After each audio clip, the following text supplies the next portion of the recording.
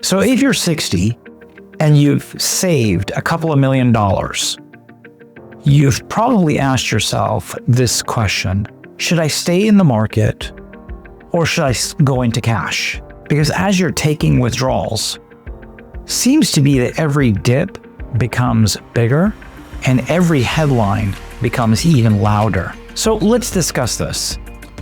Jim and Paula are both 60 years of age. They both saved $2.3 million. So their fear is not really the stock market. It's not necessarily ups and downs.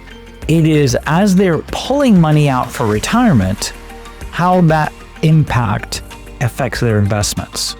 And they just want to make sure that as they're extracting money, it's not on a downturn, which will prevent them from recovering sooner. So let's take a look at the three paths one should consider. The first one is go into safety and like fixed income. The challenge with the fixed income is, as our cost of living is rising, you could be losing assets to that. Now you have safety of principal from the markets, so you're not selling on a downturn, except now your money is not growing in value, which is you're losing it, you're not seeing it. So that's challenge one. The second option is staying in the market. Now, your advantage is that you're going to keep up with inflation. When markets do well, you're going to do really well. The challenge here is, as the markets are going down, you're selling more of your shares to cover the income needs that you might have. And the further the markets go down, the more challenging it is for you to retain and recover from those losses. Why is keeping all your money in the markets when you retire very much different than while you're working? So let's take an example of two brothers, Steve and Bill. They both have the same assets of $500,000. We'll just use that as the example. They also, on the 500, they invested exactly the same way in the markets. They also needed $30,000 a year to supplement their Social Security and other incomes to allow them to continue to enjoy their retirement. So the only difference is Steve was 10 years older than his brother Bill. So Steve happened to retire in 1990, Bill retired in 2000. And this is what we call sequence of returns that you really need to know how it impacts you. So withdrawing $30,000 a year for 10 years, Steve's $500,000 grew to $1.2 million. Now Bill, his brother, sees Steve's results and said, wow, this is fabulous. I'm going to emulate the exact same plan.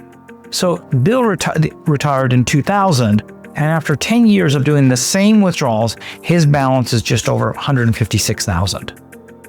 Now, Bill is in big trouble because he's going to run out of money within a short span. Now, what was the difference? Well, Steve was lucky that he retired in the year where the markets went up. Bill was unlucky. When he retired, the markets were going down. So that's what you don't want to leave your retirement to, a 4-letter word, and that's luck. There's a third option, and this is the one I like the most. It is a data-driven buffered portfolio. Now, what do I mean by that? Well, you're creating actually a balanced approach to things. You're going to have your market portfolio, and that is there just to compound. We are never going to utilize this for income. We're going to create a fixed one also that is designed to give you a fixed interest rate for spending, just available cash, whatever you need. And then the buffered portfolio will allow you, when markets go up, you're getting gains of the markets. When the markets are going down, you lose nothing. Therefore, all your withdrawals on a monthly base is going to come from there. That allows your growth to do what it's supposed to. If you're watching this and you don't feel confident about your withdrawal strategy, click the link below and schedule a time on my calendar.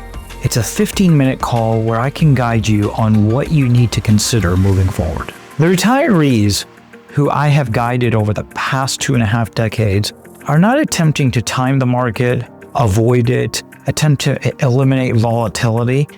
They're planning for it. Hope you found this helpful. Catch you on the next educational video.